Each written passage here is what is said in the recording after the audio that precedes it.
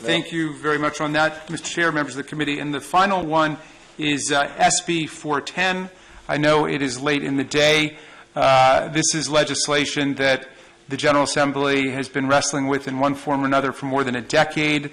I am very new to it. I was asked to get involved this year to see what I could do to help push the stone up the hill, and I'm hoping that now that this committee and the House have passed legislation, and the Senate judicial proceedings and the full Senate has passed legislation, that we will be able to close the gap. I think that you guys worked tremendously hard and did very good work on it, and I am committed to working with you on coming up with the strongest possible product to protect the children of Maryland.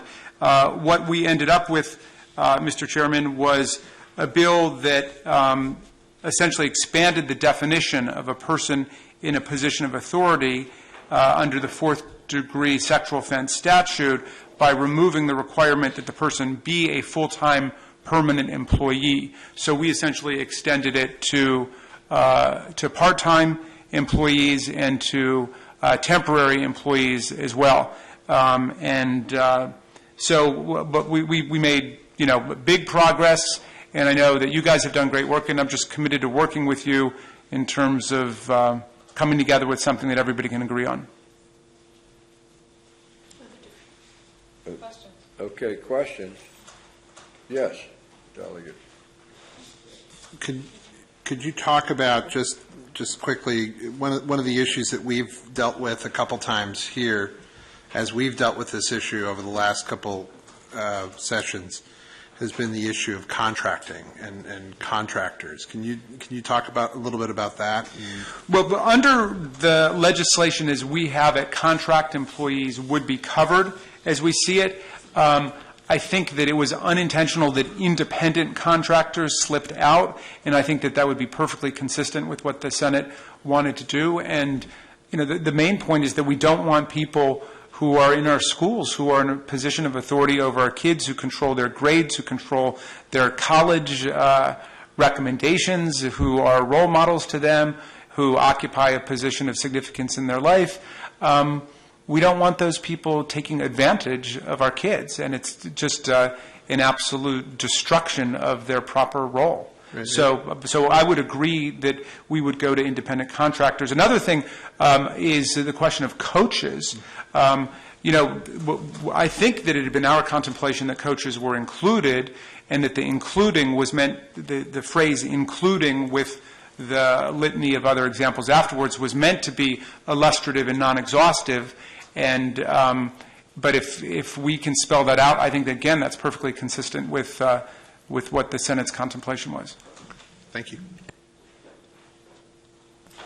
Okay. And how much difference is there between this bill and the House bill? Unfortunately, I've been caught up with medical marijuana, Mr. Chairman, so I've not done. I can understand you can get caught up with that stuff.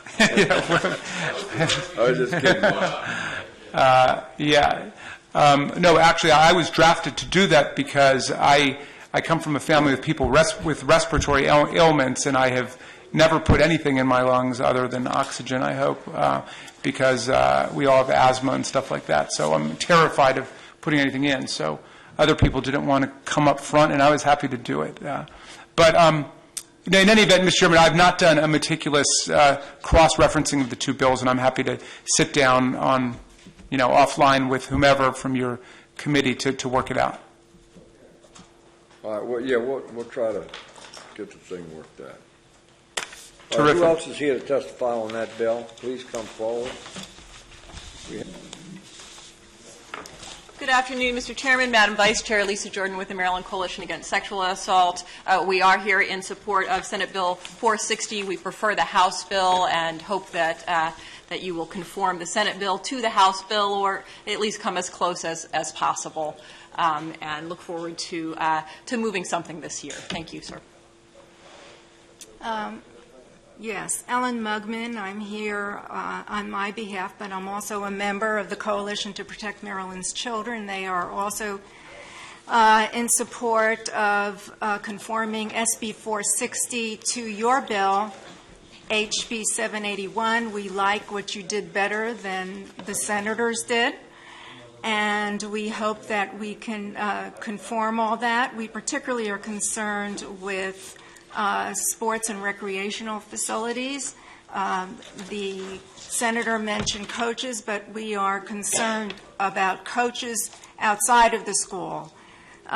It's come to the notice of parents and also professionals in the field of sport that this is a very big problem with regard to coaches molesting children. And in fact, on November 14th, actually March 19th, 2013, there was a big conference on this in Alexandria, Virginia, which was sponsored by Cal Ripken's Foundation. Joe Ehrman, a former Baltimore Colt, was one of the speakers talking about this issue, and I think they would look favorably on adding coaches to recreational programs, not just in schools, and volunteers as well. And I had attached to my testimony an article describing that conference. So we ask you to work with Senator Raskin, and I hope we can agree to take everything in your bill, because I really think it's a far more worthy bill. Thank you. Good afternoon, Chair Valerio, Vice Chair DeMay, and members of the committee, Eileen King, Child Justice here.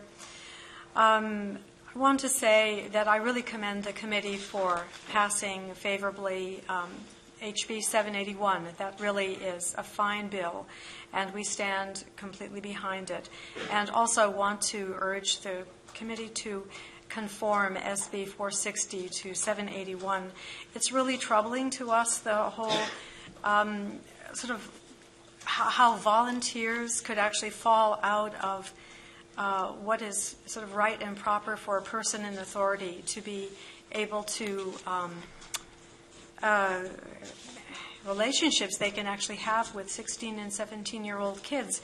I have a lot of friends. I live in Maryland, so I have a lot of friends in Maryland who've got younger children and teens. And when I've told them about this, they're just flabbergasted. Most people don't even know the bill, what is standing now as the law. And when I say that volunteers and part-times are not covered, they're pretty shocked by that. And so I believe that conforming SB 460 to HB 781 is really the best thing, not just for us advocates. Of course, we want this, but it's really for these kids and for the parents as well. Thank you. Good afternoon. My name is Janice Sartucci, and I'm with the Parents Coalition of Montgomery County, Maryland, and I'm going to agree with everything that's been said here. The House bill is a better bill. And I think that now is the time for this bill to get passed. As Senator had mentioned, it's been languishing for a number of years. Coming up in Montgomery County in the next couple months is going to be a very big trial involving a Montgomery County public school teacher. The allegations are just starting to leak out, but I think we're going to see a lot of coverage of this case and possibly even national coverage. And so I think now is the time to put this issue behind us and to make sure that parents hear that the Maryland General Assembly is standing behind them in concerns about persons of a position of authority. And parents, again, as we've said, don't distinguish between a teacher and a coach or anyone else. If you drop your kid off, whether it be at school or an after-school activity, you're looking for someone to be a person in a position of authority that will not be taking advantage of your child. You're trusting that child to treat your child with the same respect and attention that you do. So I think now is the time for the General Assembly to act. I think that between now and the election, when the Joines trial, this Lawrence Joines is the trial that's going to come forward, comes out, that the conversation in the state is going to increase about what we're doing to keep children safe. The Lawrence Joines case involves about 29 counts where the teacher took advantage or sexually abused, alleged, to have sexually abused 6- and 7-year-olds in a classroom.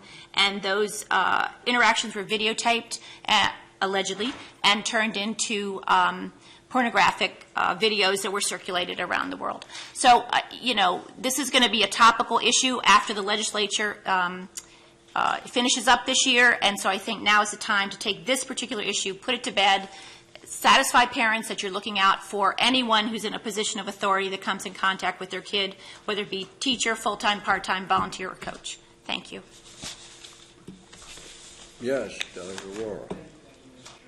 Mr. Artucci, you're talking about the Joins trial, but that's a very, very different case. I mean, that's already covered by law, which I think criminally penalizes it to the tune of 25 years. I understand. Okay, but you're aware that this is not regarding that, and that's right? my point is that it's going to bring to the attention of parents that this has happened with a person in position of authority, and parents don't care who the position of. I agree with you. But I'm saying this is happening on school grounds. The bill before us is Right. very, very different. I understand, but parents, Okay. when you turn your kid over to somebody, you don't care whether you're on or off school grounds. If it's a rec program, if it's a soccer I just program. think let's be clear what we are talking about. Right. Now, I'm just curious. This hadn't struck me during the House hearing, but how will will a court, maybe at least this is you, how will a court decide who is contemplated as a volunteer versus who is not? I mean, I guess under the House, assuming we conform it under the House bill. I think that's an interesting question. They would have to look both at the relationship between the adult and the school, whether you were actually volunteering for the school, as well as the other parts of the position and authority bill, whether they were directly supervising a child. Interesting. Okay. Thank you. Thank you, Mr. Chairman. Any other questions? Thank you very much. Thank you. That concludes the hearing.